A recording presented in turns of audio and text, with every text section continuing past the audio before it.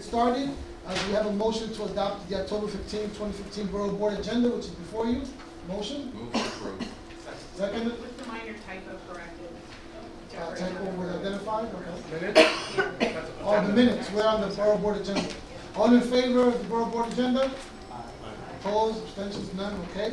Adoption of the September 15, 2015 Borough Board minutes. You'll have an opportunity to review the minutes, and I think typo was identified and corrected. Yes. Move to approve. Move to approve. Second? All in favor? Opposed? Abstained? Okay. We're going to go before the presentation on the right to counsel housing court. We're going to do very less than 1 minute, 1 minute and a half bulleted report from the community board chairs. We all seem to be gaggled at that end of the table. So if we begin with community board chair updates. Great. Start with community board chair 1. Great. As you know, getting crossing guards for the elementary schools in Community Board 1 continues to be a major issue.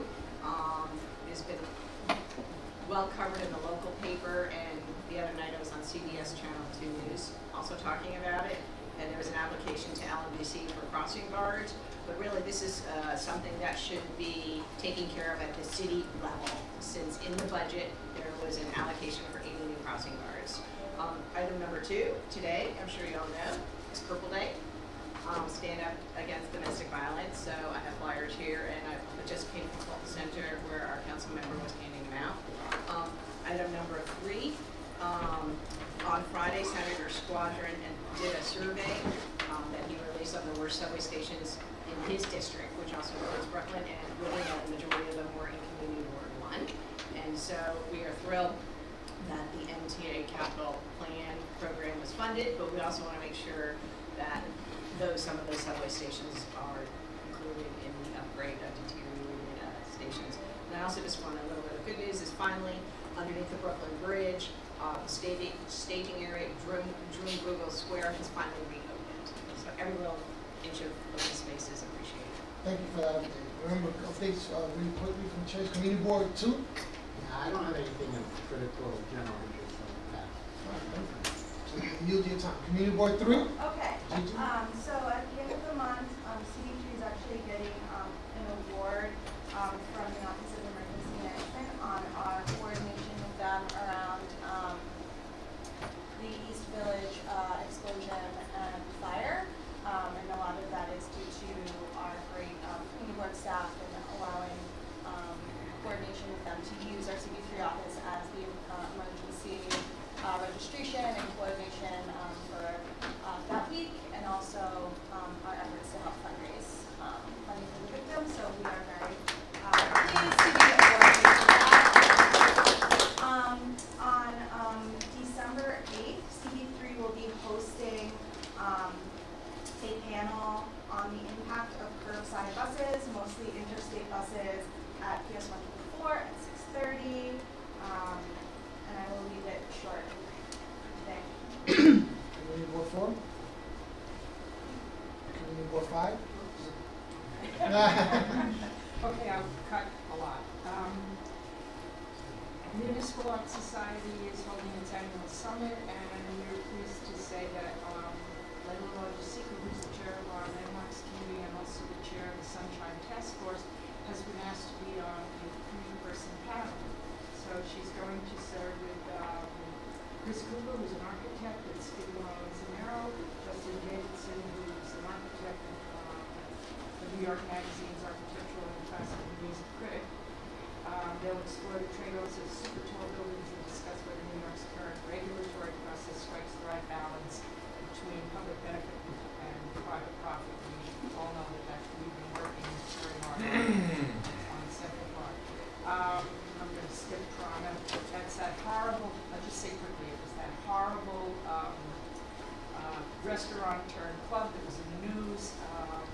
We got them to surrender their liquor license. The reason why I wanted to mention this is that's so unusual. And they're going to, we've allowed them to open a 3,000 square foot restaurant with very, very strict sticks and conditions. And it's gone down from 15,000 square foot venue. But the fact that they surrendered their liquor license is really very unusual. We had a turnaround for a vote by a committee, which is also very unusual. We have a building on 27th Street that was to be, the land use committee voted to approve the conversion to residential, and the committee voted 7-3 to approve it, and we are on record as trying to desperately preserve whatever Class B office space we have in community board fund, and therefore the full board turned it around and voted denial 28-9, which is also very quick. Marble Collegiate Church is transferring their air rights, and they put before us a 74-711 for a building that is, the question was it harmonious? And the reason why I wanted to mention that, and it's for another time hopefully to discuss, is that we disapproved it, but there was a tremendous amount of discussion on what is harmonious and where are we and how do we know what harmonious is. There are no guidelines, there are no rules, and so what is our role, or what is anyone's role on something that can be so subjective? That was it. I was just hopefully we can discuss that anyway. Community Board 6. Thank you. So I just want to report that last night Richard Eggers was voted in as chair for Board 6 to take office November 1st. And I just want to take this opportunity to thank Gail Aldrin for the professionalism that you have brought. Tireless devotion, actually. I'm actually quite impressed with how much you try to cover these days. And thank the rest of the board chairs for all their work. It's been fabulous collaborating with you on some of the issues. Thank you very much. Thank you. Community Board 7. Sure, so 3 items and 1 question. May have read in the news that Bloomingdale Playground, as a result of the work that our task force has been really hard at work on over the last year, received this $5 million funding from the city and parks. It's the only park that was selected in Manhattan, citywide, so we're really excited about that development. I think there are some questions about how the money is going to be used that we're working through right now, but we're excited about that announcement. A couple of City Bike and overall Vision Zero safety type of things have come up. City Bike's been rolled out, it's been going reasonably well. There have been a lot of questions about enforcement, all types of enforcement, bikes, pedestrians, cars. We are trying to get a meeting with the NYPD to address some of those issues. So that's going to be a big item coming up this fall, along with the Amsterdam Avenue potential bike lane discussion, which is coming up in November. Our B2B is on October 22nd. Thank you to the President's Office and everyone for supporting that. And it's borough-wide, so we hope all of you will send representatives. Where is it going to be? At the New York Historical Society. So we've got great catering and it's going to be a great event, and hopefully it will be a lot of fun for folks and a good way to spread the small business message. And then my question was something that came up in the news yesterday, and I saw the city has a director of innovation or director of city innovation, and there was a new sort of neighborhood app or website that Neighborhood by Neighborhood is going through things, and and it was all over the news yesterday. So I just thought it might be something that could be relevant for community boards that we might want to try to connect with the mayor's office about. I didn't even know that the mayor had, and it seemed weird that they were talking about this very neighborhood thing, which to me seemed like a very community board, that they should be getting input from community boards for that type of stuff. So Neighborhood guidelines. yes, thanks. That's it. Thank you. Community Board 8. So too, in the Upper East Side, the City Bike program has been rolled out. We've been having many meetings over the past, I guess it's been 8 months now. A lot of opposition, but I'm happy to report that the bike racks are full first thing in the morning, and they are empty by 8 or 8:30, and so they are being used. And I think the Upper East Side has embraced the whole program, and there haven't been any problems with it that we've heard about so far. We've completed our 4 street fairs where we have a major presence: the First Avenue Street Fair, 2nd Avenue, 3rd Avenue, and then the 92nd Street Wide Street Fair. That's our major source of community outreach, as well as serves as a good recruitment tool to get new members and to get public members as well.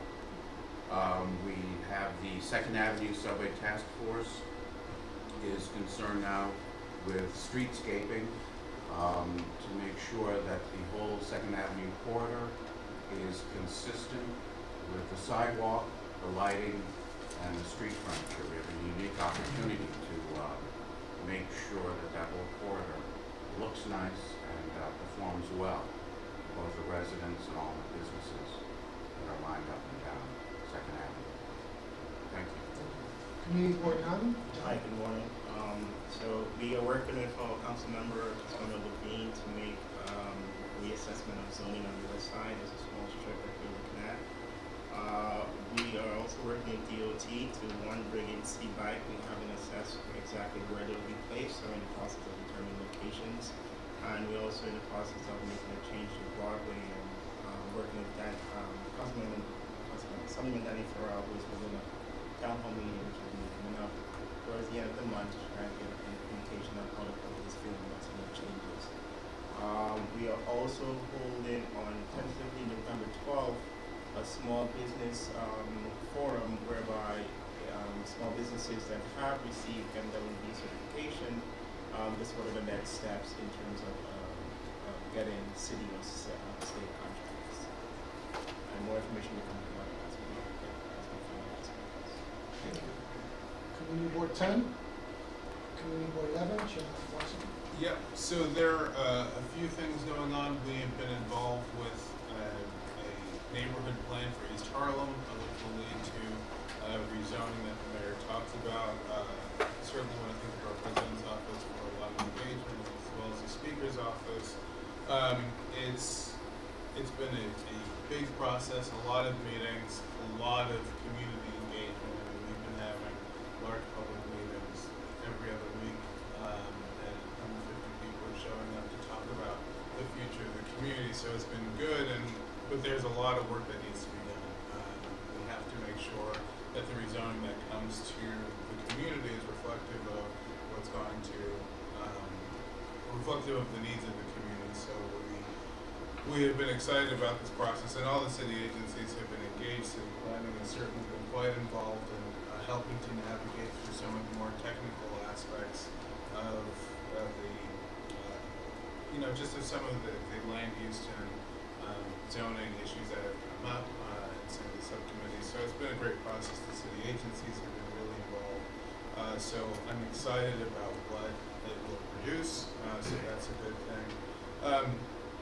Also, and Jim, maybe at some point we want to talk about this, but there was a request that came in to get bus shelters along Fifth Avenue, adjacent to Central Park. So this is an issue that's come up because there are no bus shelters along Fifth Avenue adjacent to Central Park. So it's something that I think the resident of Community Board came up to us and was interested in it. So at some point, you guys will have to. I know who that resident is. I think I do too. She's passionate. I do know that the Central Park Conservancy, though, will have to weigh in on this. I imagine. Did you have something? Yeah, the residents, are they interested because they want it or they want it? They want them. There are no currently. So it's something that's coming up. And then lastly, this is after 70 months. This is my last month as chair of Community Board 11. And so I'll be here next month with a different hat on, but still no hair.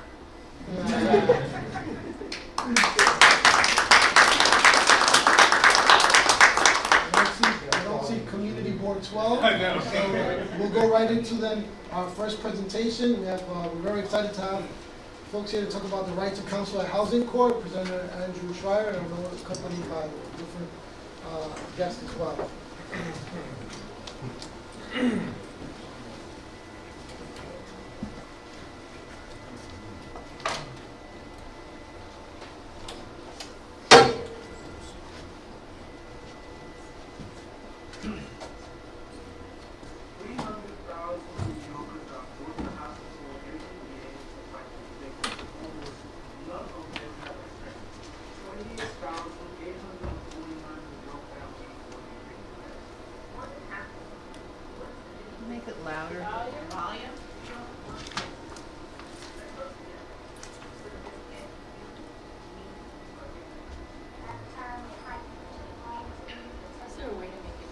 Is there a way to make it louder? Yeah. Raise the volume. Can you show them? So that they know how to. Very basic here. You got the remote?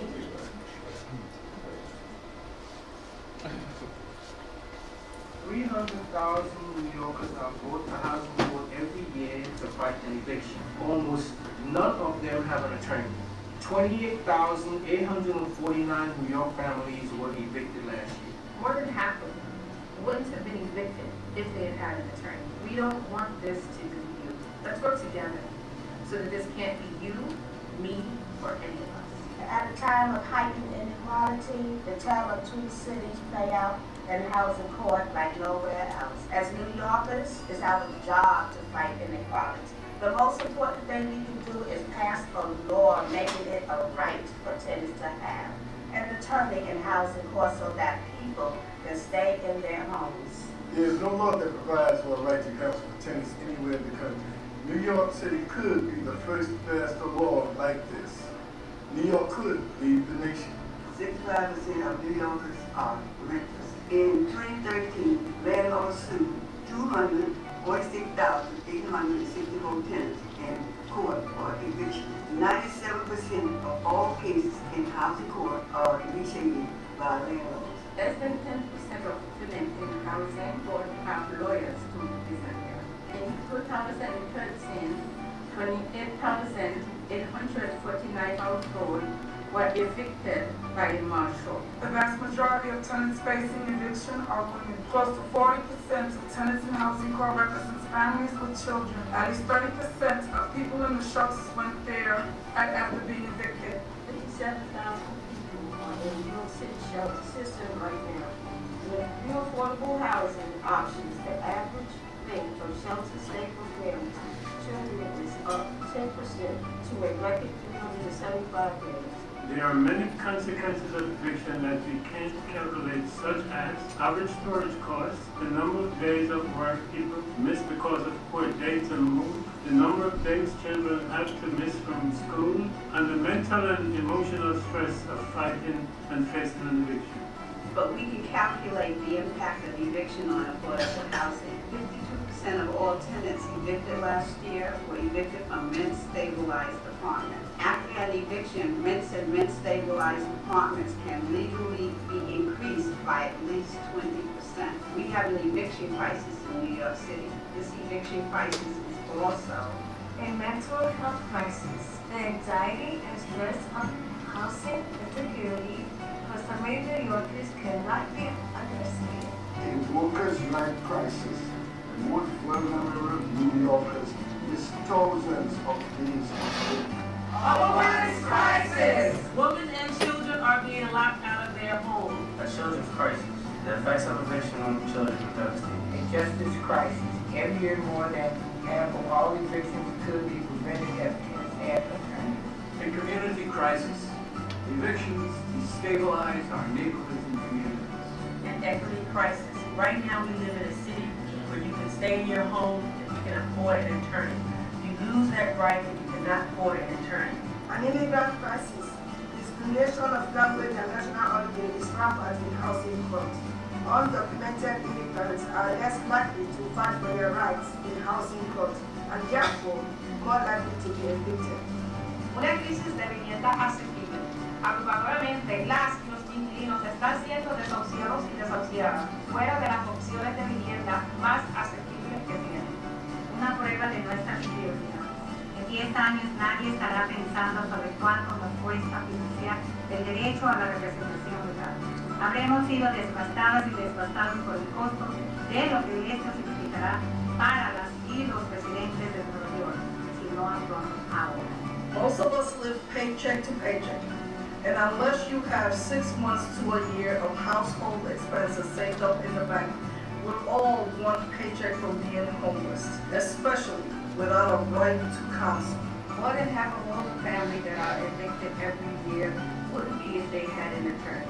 Shelter costs, rehousing costs, storage costs. Funding rights to counsel would save us money. Right to counsel is an investment in our city's future. Right to Counsel is a statement about our commitment to a diverse, equitable, and vibrant city.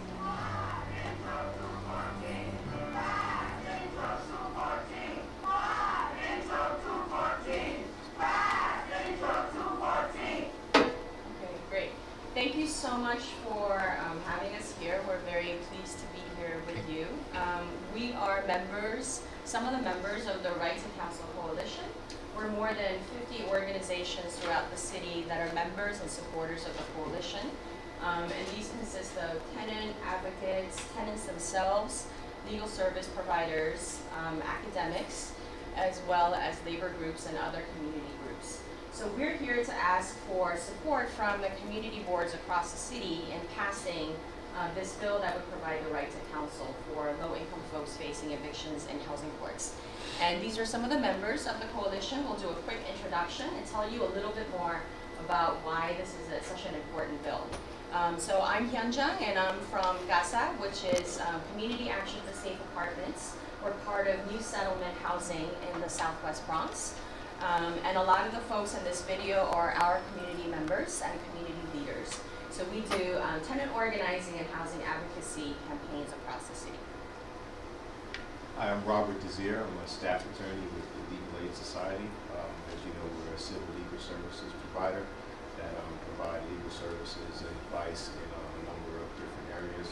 Also, in addition to our criminal practice, which is our largest practice, we do have a substantial practice, civil practice that provides representation in areas like employment, immigration, health, and my area of emphasis, of course, is housing. And I'm Andrew Scherer. I'm the Policy Director of the Impact Center for Public Interest Law at New York Law School. I've also been working on the issue of a right to counsel in housing matters for 3 decades or more. And I'm Joan Barenbaum. I'm the Director of District Council 37's Municipal Employees Legal Services Plan, and we, in effect, provide a right to counsel to the members of District Council 37 by virtue of the collective bargaining agreement that we have with the city, and we provide a wide range of civil legal services. But our largest area of concentration is on landlord-tenant matters.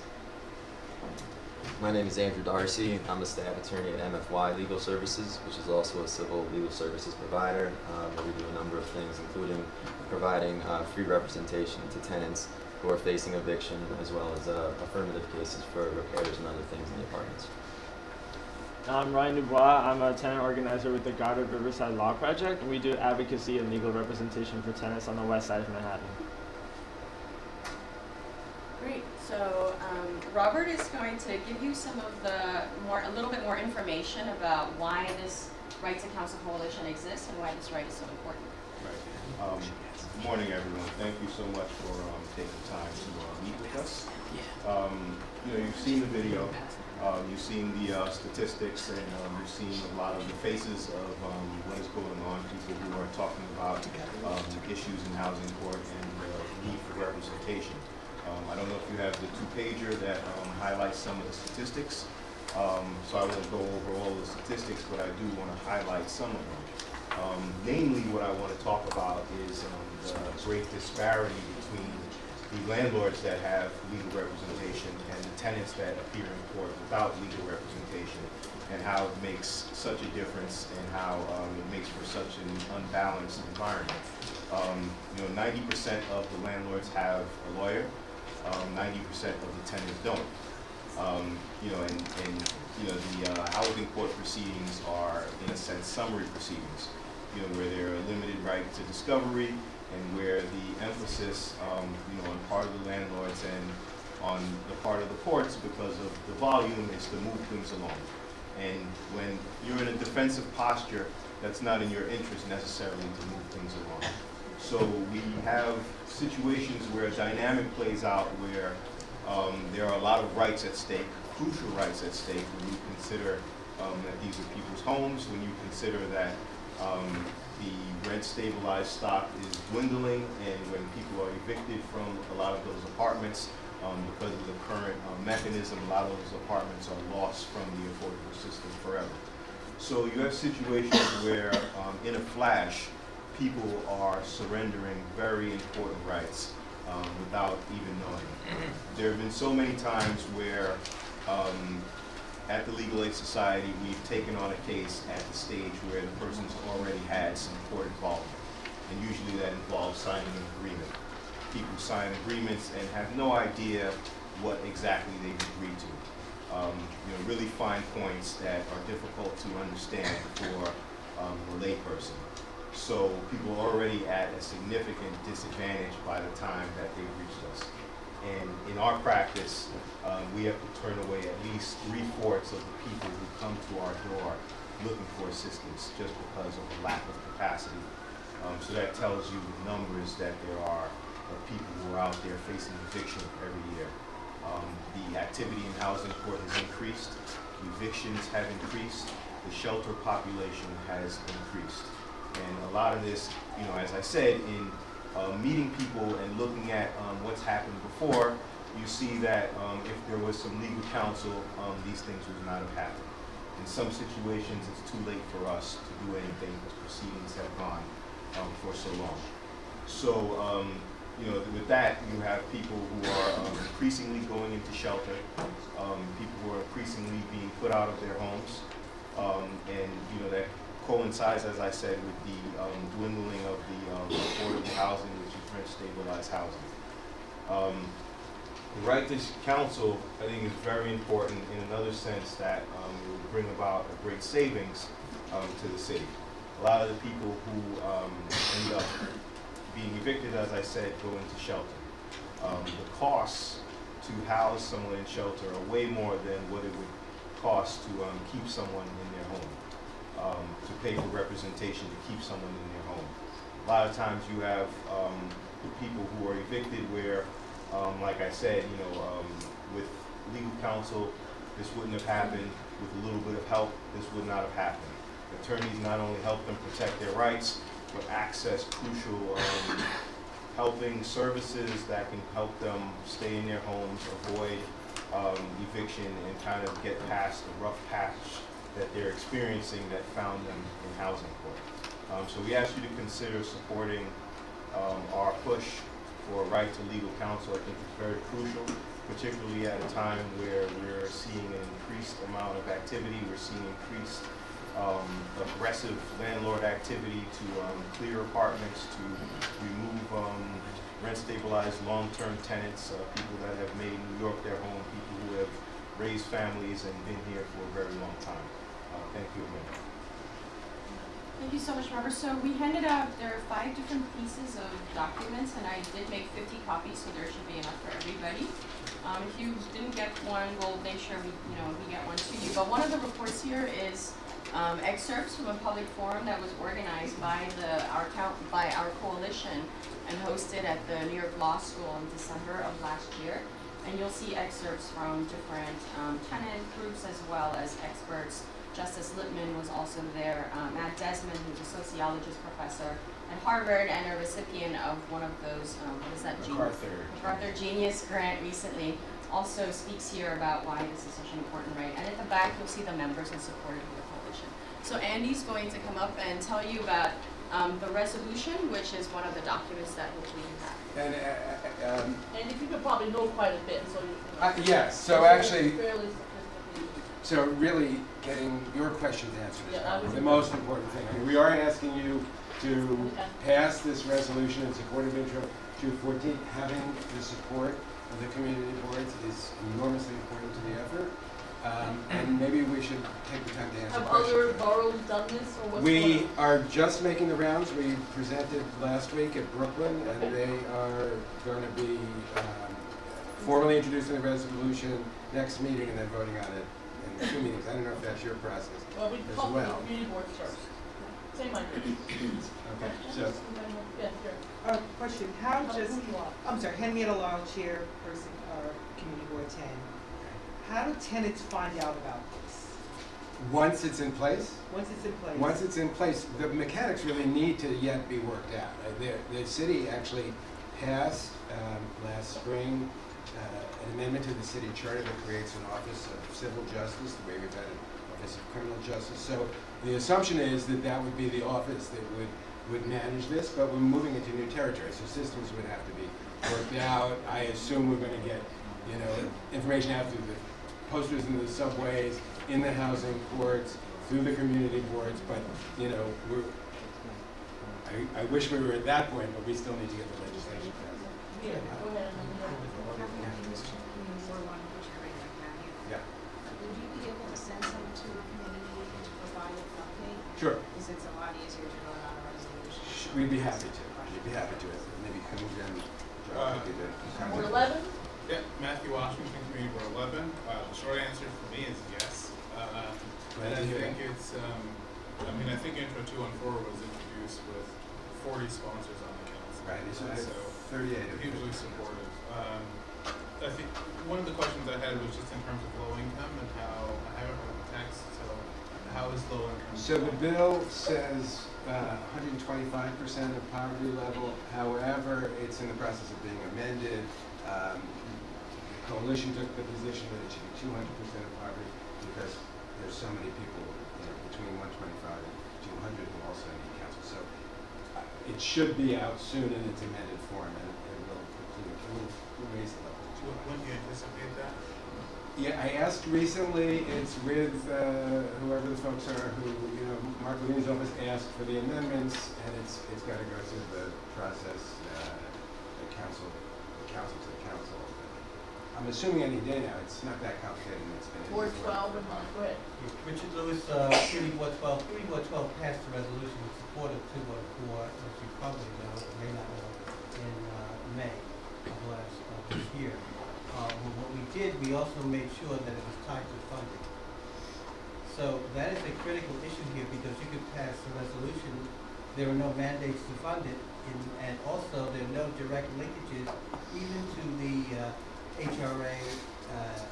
One shot. Yeah. And the one shot may not be an answer to some people, and that's why the Office of Civil Justice was created. So my concern is in this resolution that this be adequately funded, and also not necessarily from the $60 million that was funded this year from the mayor's office, that we have special funds set aside just for this. So is that possible? Well, if the Intro 214 passes, it would have to be funded. The city would be taking on an obligation that would have to expend money to actually implement. I'm not sure what your point was about the 60 million, but frankly, the coalition sees it as an important step towards being able to implement. So that the gap between what it would cost to provide counsel for everybody if it's a right and what the city is already spending becomes less when they're already spending the $60 million. So we're not looking at this as an additional or separate budget item. I think we've gone a good way, and they're in the process of really scaling up to be able to serve lots more people. It will have to have a budget item attached to it when it passes. I think everybody understands that. And you know, getting at the right number is complicated, but that needs to be there. And I guess, I don't know if I want to suggest amending the wording on the resolution, but say, and adequately funding, you know, I think it's implicit. If you want to make it explicit, you know, I think that makes sense. So. Hi, I'm John, from Board 9. Two questions. Where will the councils be coming from to provide support to the committee? And the other question is, this resolution that is out here, is this what you guys are suggesting we're using in terms of possibly picking our boards? Yes. So that's the resolution that we're proposing. You know, if you feel like there are changes that are needed, we're happy to work with you on that, or you'll do whatever you think is important. And the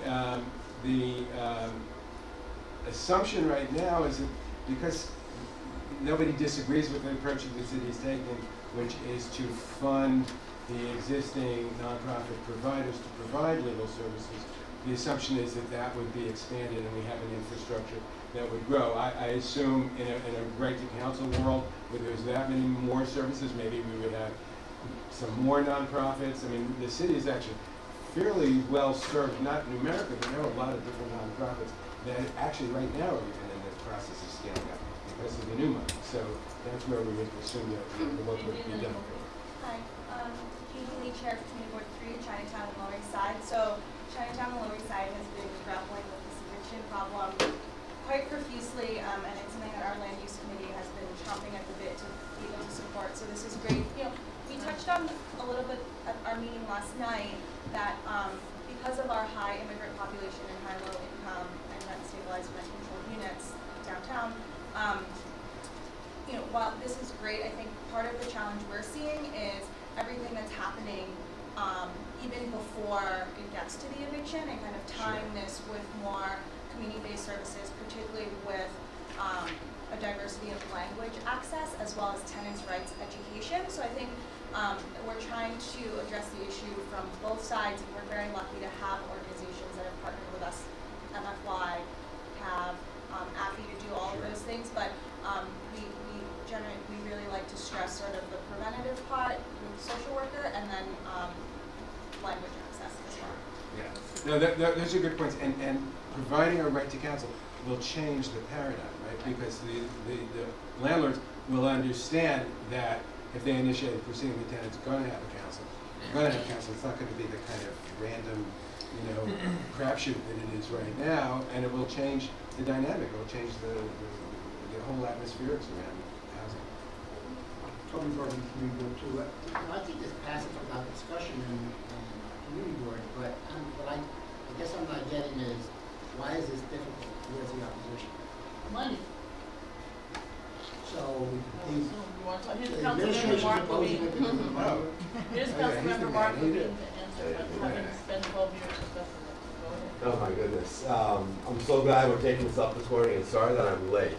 And I'm sure you've given a very thorough explanation, but in terms of the politics of this, surprisingly little resistance from the world of revenue and landlords. RSA for sure. I think we're going to have pushback. Oh, okay. But revenue less so. Revenue feels right, exactly. But I think the administration's had a bit of sticker shock and has we're unfortunately shackled by an unfavorable IBO report that estimated the cost at over $100 million. But what the IBO report missed, and what I think the admin's been slow to get, although it's starting to sink in, is there are tremendous savings on the back end. And not only in homeless shelters, but it costs so much more to educate a homeless child. You gotta bus them to back to their old neighborhood. Homeless people end up in the emergency room, and HHC hospitals costing more money, on and on, unemployment benefits. Also, as Andy was saying, it's pretty clear that the number of cases will shrink once we change this dynamic. We hear of cases where the landlord is so used to not having an attorney on the other side that as soon as they realize the tenant has representation, they drop the case because they knew they didn't have a strong case going in. And imagine that multiplied throughout the system. There'll just be fewer cases and therefore less money. And so if we took a couple of years to implement this, then we would spend money, save more, reinvest it, save more. But as Andy was saying, it's so critical that we declare a right so that when we don't have as progressive city council and mayor, tenants aren't exposed, so that when the budget isn't as healthy as it is today, tenants aren't exposed, so that we send a message nationally, which this will do. This will reverberate nationally because no other jurisdiction has done this. This would be, I think, no less national headlines than UPK is, which has already emerged in the presidential campaign. And I think this would too, because of just how forward-thinking it is and how much of a break from the past it would be. We had a town hall meeting in Washington Heights last night with the mayor that Gail and I were at, and I don't know whether, Richard too, I don't know whether you were keeping count, Gail, but I think 18 times the mayor talked about the importance of getting attorneys in housing court. We have really broken through on this and using almost identical language to the language that the advocates here and myself and others have been using. Really a transformation, I think, from even a few months ago. Now, that doesn't mean they're quite calling for a right to counsel, but the landscape has changed. partly, unfortunately, because of homelessness emerging in the headlines. And the mayor and everyone's desperate for a solution, and all of a sudden we're realizing right in front of us, how about we just prevent people from becoming homeless in the first place and spend $2,500 up front? What an elegant solution. And so I think all the political winds are at our back on this, and we're going to get there very, very soon. Let me just say, I think there's a certain amount of trepidation about making a decision forever in the way that funding isn't. There's attacking the problem with huge investment of money in the short run is one thing. Making this decision would be a lasting decision, I think, raises a certain amount of anxiety. But if you think about it, New York had the first housing code in 1905, the first zoning code in 1916, the first public housing in the early 1930s, and pioneered anti-discrimination laws in housing. I mean, New York has always been the first to do these things. And I think you're absolutely right that the rest of the country is looking at what's happening now. The only thing I would say, and it's a 60 that we talked, was talked about last night, and is really for the so-called upzoned areas. So I think it's a good point though, because I don't even know, Manhattan is a tsunami, right? I mean, I've been through the 70s, the 80s, the 90s, but right now we have a tsunami. Because you used to be able to get evicted, but J51 days, but you could find another apartment. Now you cannot. So it would seem to me that when he sees, the mayor, that the 60 million is actually going to be enough because it's a tsunami, that maybe it would click on his radar that the entire program needs to be funded. I think he needs to understand what a wonderful legacy this would be of his administration to do this too. That this is not simply a temporary solution to a crisis moment. We've had a version of this crisis for my entire career, which is a long career at this point, and it's particularly acute right now, but it's not going to go away. And even if it were to go away, this would be a great thing. It's not going to go away.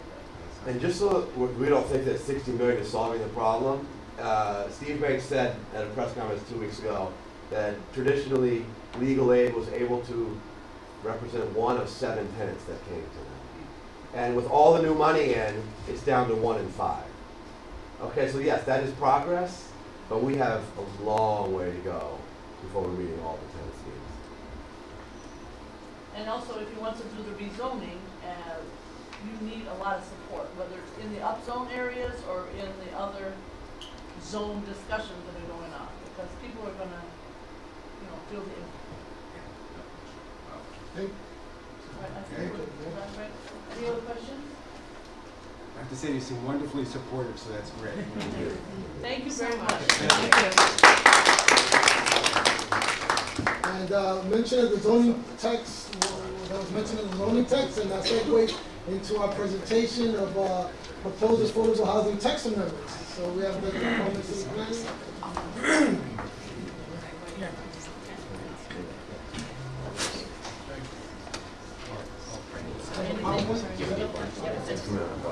You don't have a video. I'll raise it also. All the good ones. Thank you very much. It's not an old, people get they don't know but the time is now. That's right. Thank you very much. Thank you very much. Thank you, God. We love you guys. Thank you very much.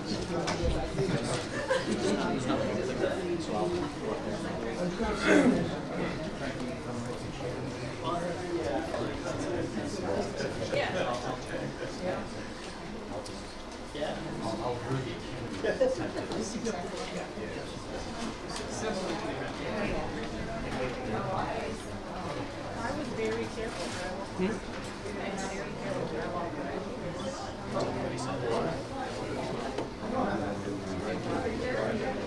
Everyone, the presentation is about to start. If we could settle in.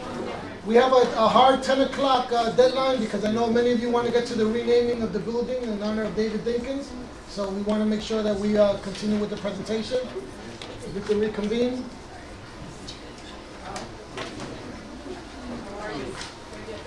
Okay, thanks.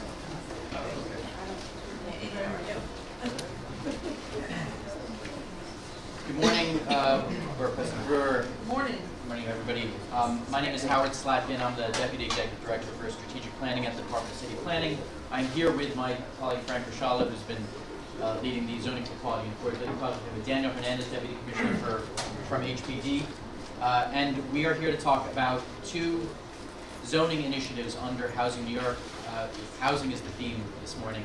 The great thing is that I can skip the first couple of slides of my presentation because it's about the housing crisis. I don't think I have to explain that there is a housing crisis.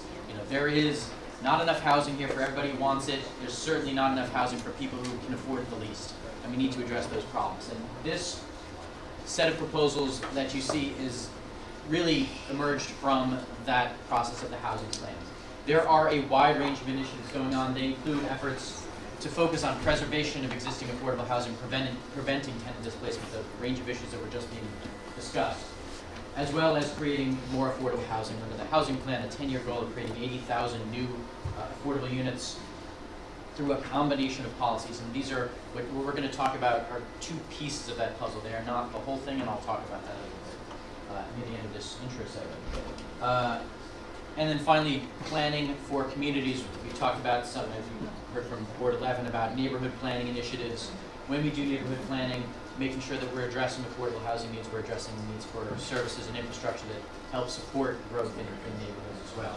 These are all going on under the housing plan, but today, sorry, as a prank to be my Vanna wife here. The first piece is to talk about mandatory inclusionary housing. What is mandatory inclusionary housing? This is a key initiative under the housing plan. It is a new proposal to require, when we are changing the zoning to encourage new housing development, to increase the amount of housing that can be built, to require permanently affordable housing as a condition of the zoning. That's the shortest description I can come up with. Now everything else will be details. The purpose of the program is to ensure that when we are planning for growth in neighborhoods, we are promoting economically diverse neighborhoods that meet the needs of a range of New Yorkers at low incomes, at moderate incomes, getting beyond the incomes that were met under previous affordable housing efforts to get to lower incomes as well as to moderate incomes. As I mentioned, ensuring that that is the outcome of the program is an important thing, building on other efforts that have preceded it to promote affordable housing. This would require it. I recently left the room, but I was reassured to see my planning law professor from graduate school here talking about housing issues. One of the things that we've done as part of this is look at communities around the country that have put in place mandatory inclusionary housing programs, talk to housing advocates that have worked on these cases all around the country, and make sure that our program is designed to be sound, to meet the sort of legal standards that you need when you are using zoning as a tool to promote affordable housing. And what that means for us is that the program has to be applied consistently. It means that we don't look at one development and say, you need to provide more, and well, you can provide less. We're going to play favorites here. We're going to have individual decisions. The idea is that the program has to be applied fairly and consistently around the city in service of this goal of promoting economically diverse neighborhoods.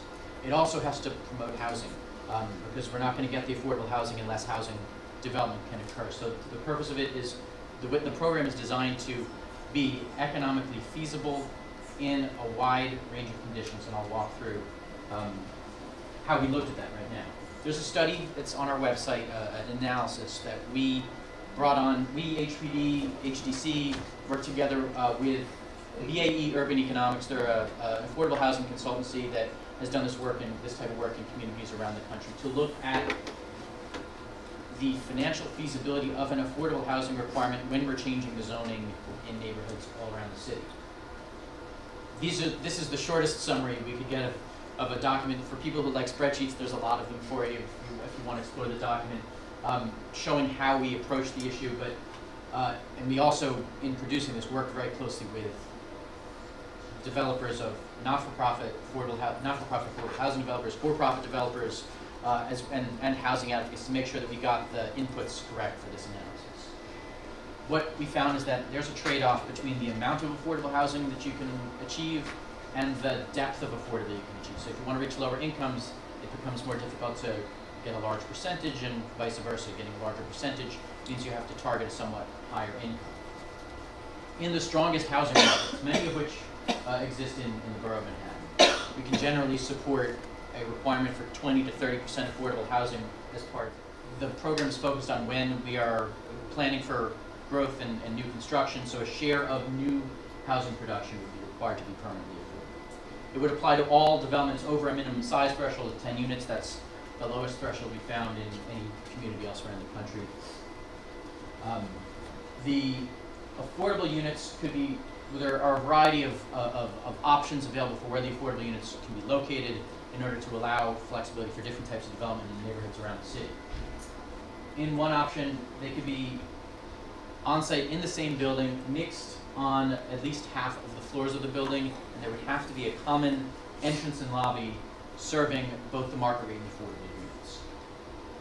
They could also be built as an entirely separate, independent building, as long as it is completely independent. This isn't a matter of, I always give you might remember this example.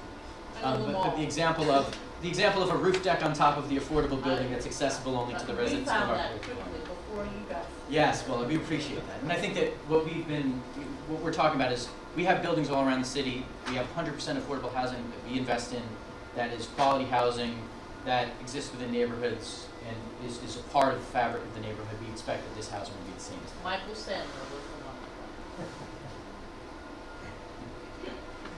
That's I give that example all the time. It's kind of very symbolic.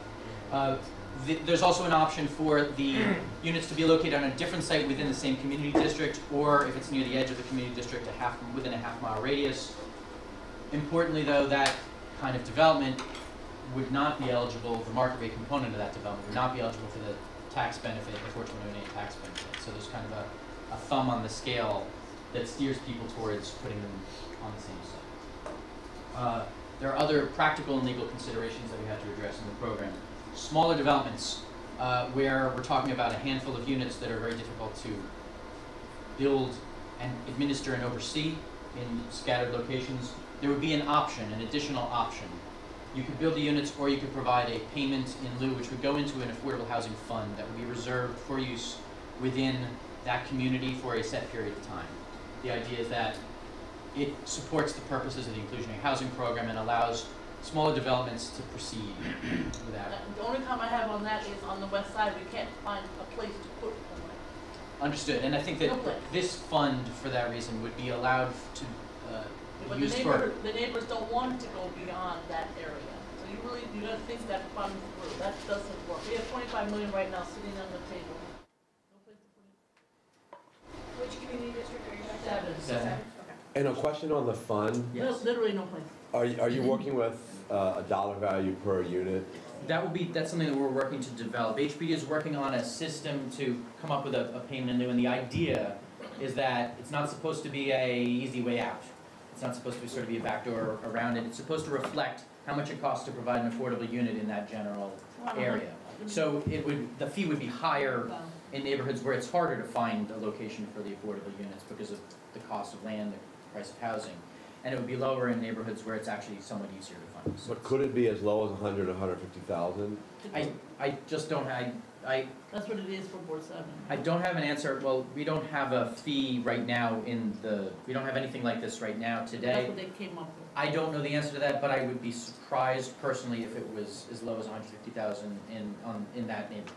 Because then it costs a lot of money. If you're talking about how you get a market rate unit down to an affordable level, it costs more than $150,000 in many cases. So we're still working, HPD, we're working together to develop how that fee structure would work. I mean, I just think that, I'm going to just say this fund issue has to be thought out, because in Manhattan anyway, below 96th Street, there's no place to spend it. Literally. It's contrary to the goal of diversity. Right, So, exactly. We want it on site. Understood. Right. So let me just, not to, acknowledging your question. Okay. Two things about this is, one is that this would only be allowed for the smallest. We have a low threshold. This would only be allowed for the smallest developments where providing the units can be challenging. The other thing is that recognizing the various types of, this could be used for a range of affordable housing purposes. While the new units could be all new construction, this could be used for other preservation, rehabilitation, other projects as needed within the community in order to Then you don't get be able new to match units, those needs. and you don't achieve what Toby just stated, which is the integration. I'm just saying, we've been through this, and so you need to Right. think about that a lot. And that's why we've limited this to only that unit versus smaller. I'm not gonna argue anymore. Okay, now I don't I want to don't argue agree either. with you, but I don't wanna. I appreciate the point. I'm sorry, the last bullet point here is that just like zoning has, the Board of Standards and Appeals has a variance in order to ensure that zoning is legal, that people have recourse if it's going to deprive them of economic use of the property. This is my former legal professor speaking. We have to have a similar provision for inclusionary housing.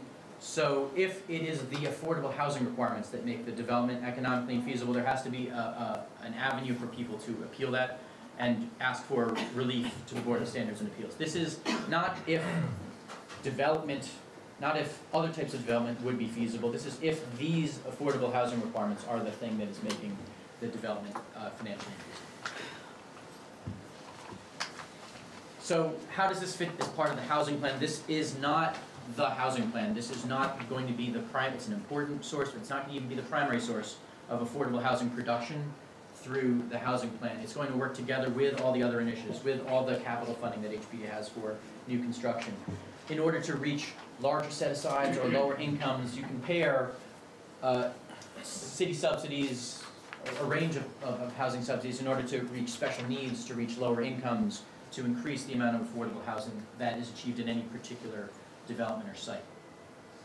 It is designed to work together with the changes to the state's 421A tax exemption program, which extends it has greater effect actually, in fact, outside Manhattan, in that it extends affordable housing requirements to anyone who's going to receive a tax abatement. And finally, it is linked together with the proposal that Frank will be discussing, zoning for quality and affordability, which will make it easier to build a quality building that satisfies the requirements of the inclusionary housing program. Let me just have a note on process on the next slide, which is this item is in the public land use review process. It's before all the community boards, the borough board, the borough president right now, for a period of 60 days, which ends at the end of November. This text amendment would establish the program, but wouldn't make the program apply in any particular location. It's basically, we refer to it as enabling legislation. It's kind of establishing the rules of the program, and then as individual neighborhoods come through the neighborhood planning process, or as individual private applications come through the land use review process, the requirements would be applied to those particular areas. So what we're reviewing right now is the program as a set of rules, and then every individual application that comes before the community boards, the borough president, in the future is going to be there for review for things like option 1, option 2, which of these options should be applied within this area. Question for you? It Yes. seems like in some cases, I've heard this in East New York, you're going to simultaneously, while working on the upzoning, talk about an HPD investment so that you can do things like lower the AMI targets or maybe increase the number of affordable units, or in some way perhaps make the financing better for developers as well in neighborhoods where the economics aren't as good. Am I correct in saying that's going to happen in some cases? I would say that in all the neighborhoods where we're doing this neighborhood planning, we're looking at an affordable housing. Daniel's here is sort of his unit is the one that's the architect of these strategies, but the idea is that there's an affordable housing strategy. When we go and we do a neighborhood plan, it's not just land use and zoning, but it's also what are the strategies for affordable housing to help us reach our goals for affordable housing within that neighborhood. So we look at the various housing programs that can be, it's new construction, it's preservation, it's all the different things that we can do in the neighborhood. That's part of the new neighborhood planning process. And so will those HPD resources be invested in Manhattan That's the question. at the same, Not just Brooklyn. at the same rate as which they're being invested in the outer boroughs? You're too nice, I'm not. We've heard it's just Brooklyn, not Manhattan. That's what we've heard. I apologize for being a resident of Brooklyn for a question like this, but but they're absolutely, the idea is that these programs have to work in all the communities that we're working in. They're going to work in different ways because the housing markets interact with them in different ways. But Daniel, do you want to add anything? Harlem right now. Yeah. So, I mean, there's the rollout of 7 neighborhoods. We're working in around 5 boroughs right now. We anticipate there will be more in the future. But they haven't been selected yet, or what they haven't been started. We want to hear from community boards and council members on this future selections, but when we work with them, yes, there's an opportunity to go deeper when subsidies are needed deeper in our term sheets and in the programs we sort of deploy in those neighborhoods, because what we're hearing, when we have the opportunity in these neighborhoods, the good thing is like we're working with people one-on-one and we're hearing groups talk to us about what the needs are in communities. So we're able to be more tailored in the way that we're deploying resources in that neighborhood. The other thing that Howard said too is that there's going to be individual applications as well as these larger rezoning areas. So we always have Manhattan applications that are requesting significant sort of residential development, and so we'll have an opportunity to also negotiate in those projects as well, but these will set the minimum standards for what they're required to do. But based on the particular neighborhood and the needs that they need for financing, we'll be able to sometimes go deeper. Okay, it's going to be a political challenge if Manhattan neighborhoods feel like they're not getting as much city resources as other neighborhoods, especially if things like numbers that are very easy for the public to understand, like the income cutoff or the number of units, are not equal. Yeah. It's going to be very, very difficult to sell that in these neighborhoods, in Manhattan neighborhoods. As you know, Chinatown Lower East Side has a plan that we've been building for 7 years, so we'd love to be on the list. But just a quick question back on the slide where you have the average income bands. Just so I understand correctly, or so that I think I understand correctly, is there a, I guess, a limit to how high and how low they are to reach the average percentage that you're looking for? That's a good question. I know that we're getting a lot of feedback on the income bands and want to be, figure out ways to be responsive to this as we go forward too. The proposal that we put out includes a ceiling of 130% of AMI on any unit that qualifies for inclusionary housing. So, and the lower limit is really generally going to be defined on what you can do without operating subsidy. So we've generally assumed that you can get to 40%, maybe a little bit lower than 40%, but it's hard to get below. HPD has programs that go to 30%. Below that level, you're really talking about something that requires a substantial operating expense infusion. So it tends to be challenging to get much lower than that. But we do expect to get to incomes as low as 40 pretty routinely through this program, and no higher than 130. That's kind of the range.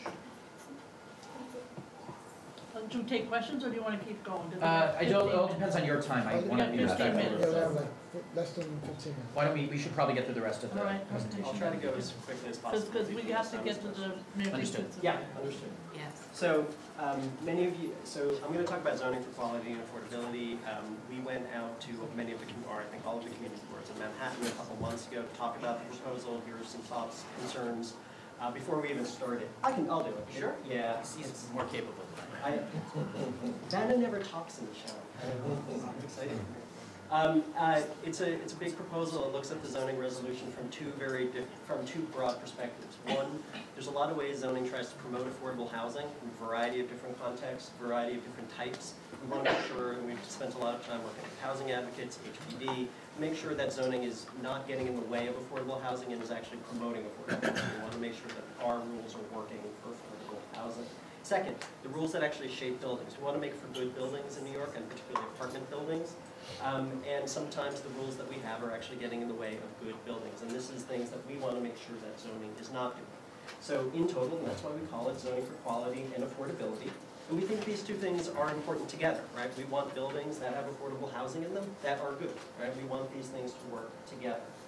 I'll start though on affordability, and this is really 3 types of affordable housing that we see in the city. Seniors, kind of variety of senior facilities. How does zoning treat them, and is zoning actually offering impediments to that? We want to get those out of the way. The inclusionary housing program, both the voluntary program we have today and the mandatory program in the future, is zoning supporting that program in ways that it best can. And then looking particularly at parking requirements for. We don't care about those. They only care about them in the other boroughs. We don't want parking, so we're fine. Okay. Other boroughs are perhaps carrying on. Perhaps I'm just telling you. Okay. We care about the senior housing being permanent. Okay. Just so you know. Yep. Well, let me at least start with the first part. And then. But you got a problem with the other 4 boroughs, my friend. All right. So let me just talk quickly about seniors. Right? Senior population of the city is growing almost exponentially. It's a big part of the senior population. This is something that Housing New York spent a lot of time looking at and trying to find ways that we can help address the issues of seniors. Zoning, the ways that zoning treats housing for seniors, and this means affordable senior housing, and this means nursing care facilities, things like that, really haven't been updated in about 40 years, and they don't reflect how senior facilities are built today, or how seniors, how we want to build housing for seniors today. So we tried to take a really good look at those rules and try to update them to how we build, how we want to provide housing for seniors.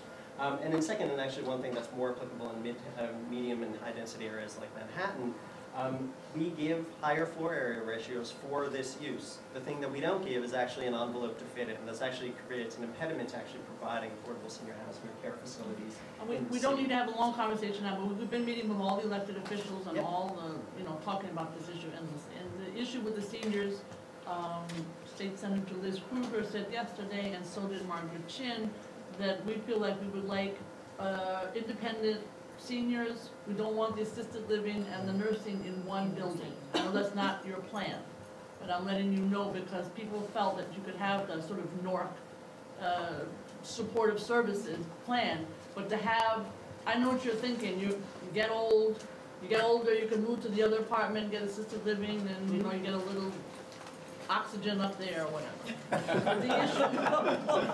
But the issue is people don't want that. They want to be in a building that's more independent. So, and then they want permanent. I'm just letting you know the discussion that we've been having. I'm making it sort of funny, but that was a general feeling from the Manhattan delegation. Okay, I mean, I think so this is what we've heard from providers, and I think but the providers are not necessarily, but for seniors, right? And so there's a desire for a senior to be able to live in the same facility, have an independent living as part of it, and over time be able to age. Okay, and that was not the feeling from the Manhattan delegation. Okay. All right. But I'll just toss out one other thing, which is that one of the other things that we're trying to adapt to here is the changes in the funding environment for affordable senior housing, which is that 202 capital funding is gone, right? So we need to look at all the available funds, the sources of funding. Zoning isn't going to dictate that, but we do know that people are doing things like looking at how Medicare funds can be used to fund different types of facilities. But you still have to think about the senior who doesn't want to sit next to somebody who's half dead. We're not looking to prescribe what kinds of housing. We're looking to make sure that we allow different things to happen. I mean, so the programs are going to have to be shaped to meet all those needs. Okay, but think about the person too. Understood. Okay. And then, right? Of course. Okay, and then looking at the building envelope, where what we do is today in zoning, this is true, you get a higher floor area for it, but you don't have a place to fit that floor area, and that actually makes it hard to build these facilities. So what we would do is actually allow buildings that have affordable senior housing or care facilities the extra space they need to actually fit the floor area they're given. Generally, in most of the city, this amounts to an additional 1 or 2 stories. In the highest density areas of parts of Manhattan, this is a little bit more, but really this is really just to fit what you're already on. Okay, and the non-permanent issue came up. So for affordable senior housing. So today, what this is built on, the zoning is called a nonprofit residence for the elderly. It has no term in zoning. It doesn't give a term of years to it. We wanted to provide more certainty to the use. So we said, what does HPD do today? HPD typically has a term of years for their nonprofit residents for the elderly for 30 years. So we said, let's put that in zoning to give everyone certainty that that is required for the use. That doesn't work for us. I think, though, the thing that is hard, I think, on the use is that there's also funding constraints that actually make it. I understand that's not going to work with us. And I think that's something we can continue. That's really a deal breaker. I think that's something that we can continue to talk about, but we just have to, we're trying to make it easier in zoning to build these uses and not have zoning be the impediment to them.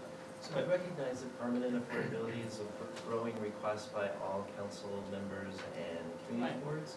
And I think this is the first time that HPD and the administration is actually saying, all right, so what does permanent affordability mean? It also has a burden on the city as well, which we recognize, and I think the city will continue to want that burden. So that what I'm saying is at the end of 30 years, we have another decision to make. Say, do we want to give them the same tax incentives, the same sort of level of programming, refinancing at that moment, Let me tell you the problem. so that it continues moving That does forward. not work in Manhattan, because with the Mitchell Lamas, okay, 30 years is up. I had 32. They would I had finance much differently than what I'm proposing. I know, right but now. what happens is they'll find a way to pay off the mortgage or whatever the issue is to make it market, and then you're right back to zero. So we're recreating a different type of mortgage strategy where actually it's a longer discussion we can have, but it's a much different mortgage. It's just not paying it down, it's actually But I have to see what the accumulating incentive would be for the owner to stay in the program. Because right now, I never see owner incentive In Manhattan. Okay.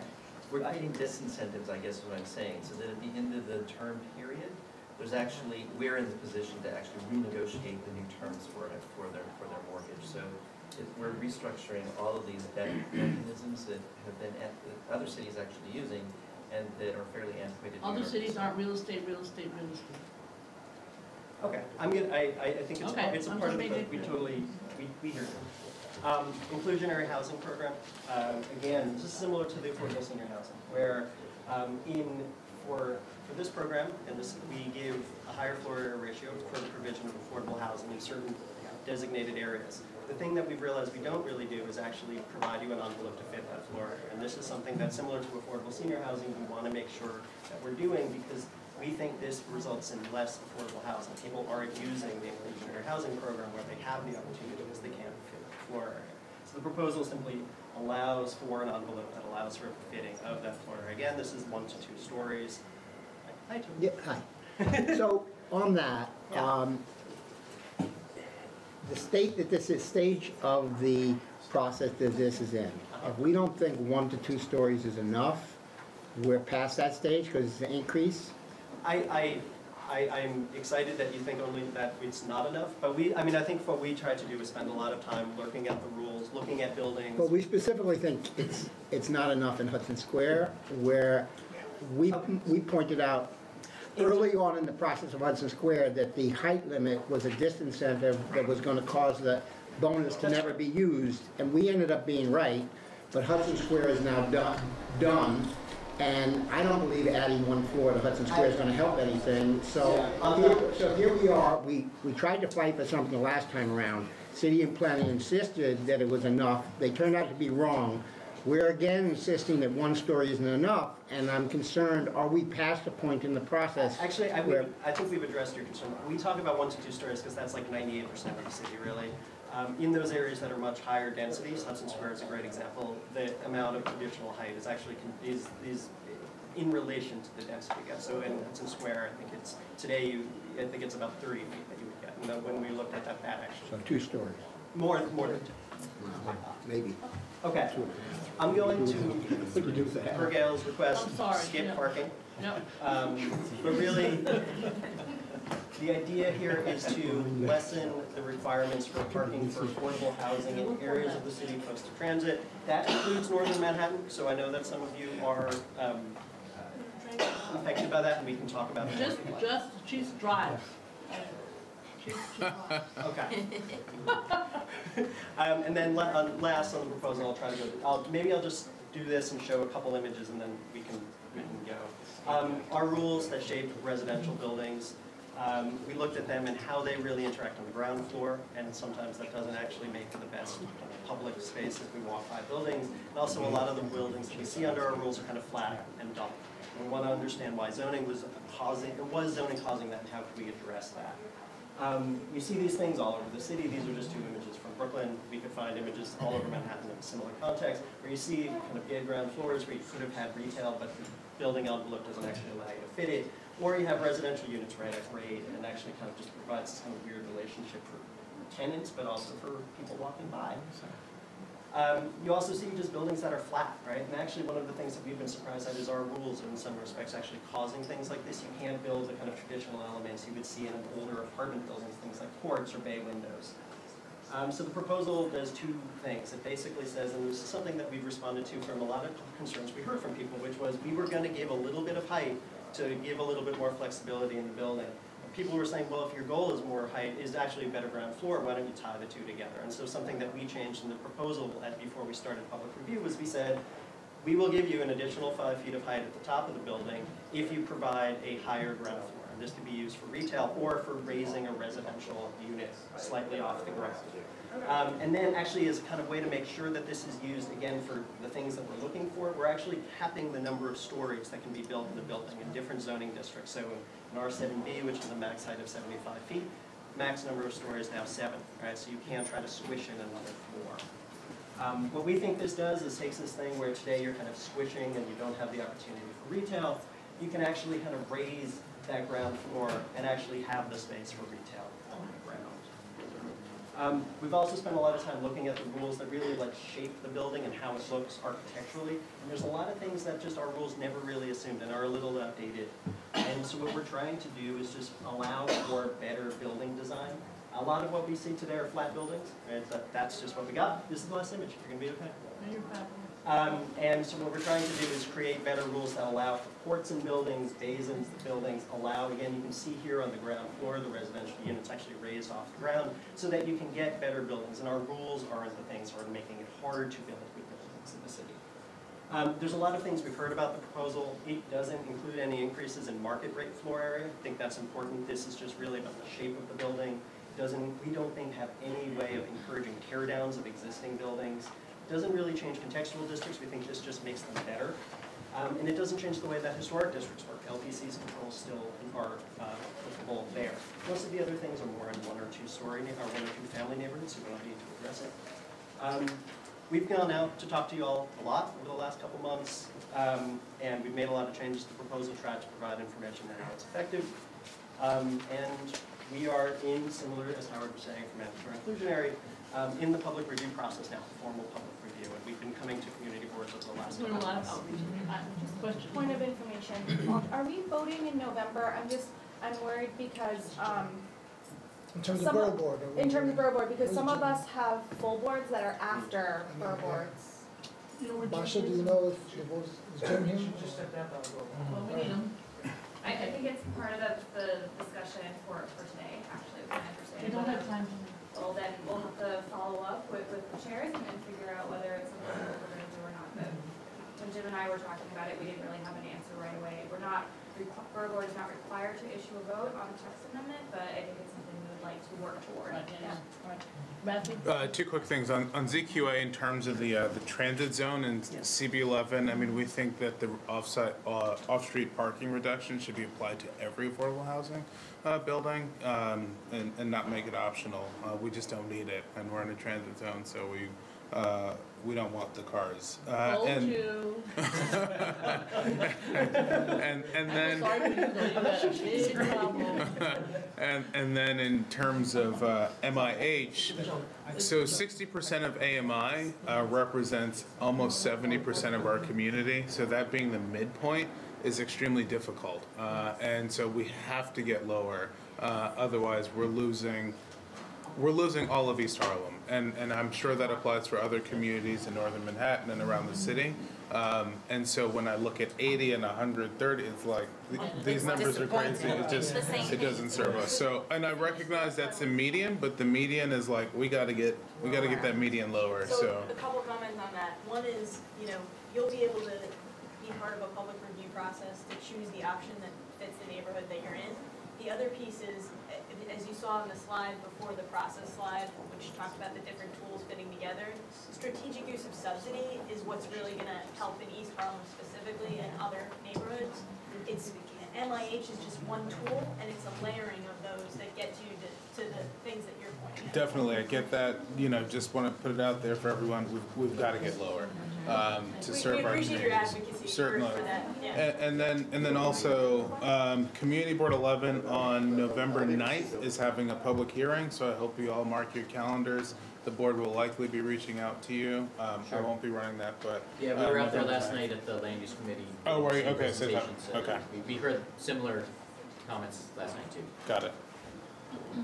Other questions? We have one or two more questions? We can also come back in November. And in terms of, as you saw by the reaction, the bullet point on 50% affordability is not financially feasible. I think that shouldn't be. I think that there needs to be room there to look at how it could be financially feasible with the subsidies and other things. And in terms of the what it doesn't address, in terms of the commercial overlays, the affordability for rental, that hasn't been part of discussion. You're talking about commercial rents? Right. Yeah, in terms of Correct, retail. not part of this proposal. Because, I mean, a big issue for Manhattan too is the disappearing mom and pop and the affordability crisis, not just with the residential, but with the commercial space, in terms of the impact that has on the residents and the cost of living. We had a question, we have to wrap up. We have the question in terms of The community board, well, for Borough Board, is it gonna be a vote next? That's what we're discussing it now, but that's the plan at this point. And if so, we have to speak to different community boards to see which ones have their committees and full boards prior to the next Borough. Well, we've actually scheduled it so that it's at least after the committee hearing in all of the, Right. but I don't know if it will be Well, CB3, for example, has full board the Tuesday following Borough Board. Okay.